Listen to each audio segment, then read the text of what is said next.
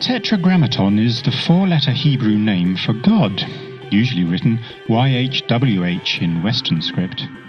Orthodox Jews regard this name as too sacred even to be pronounced, but everyone else pronounces it Yahweh, although it could actually be something else like Yahuwah.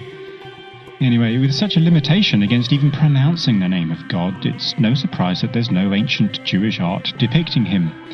And Islam's fear of idolatry has resulted in an astonishing array of geometric art, but very little showing scenes from the life of Muhammad. So it was left to Christians to adorn the world with sublime and magnificent depictions of Bible stories throughout history.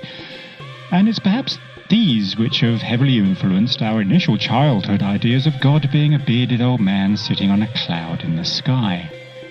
However, when the believer grows up, their idea of God deepens to become much less physical and more philosophical and metaphysical. And it is in the philosophical we find the explanation of God as being a causeless, eternal, necessary entity existing outside of space and time.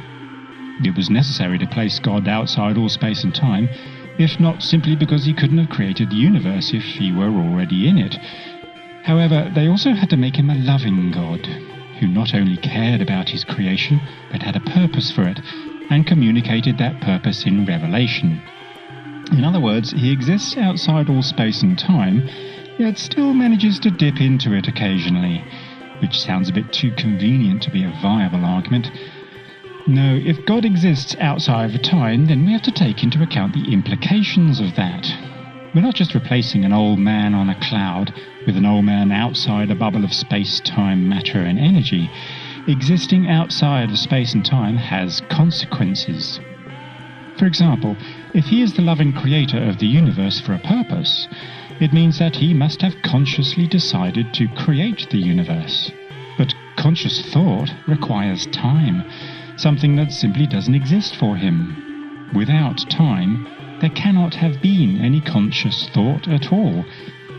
So if God made the universe, he can't have meant to. He can't have decided to. It must have simply been a function of his existence. He couldn't help it. That's what he does. God is a universe-making machine.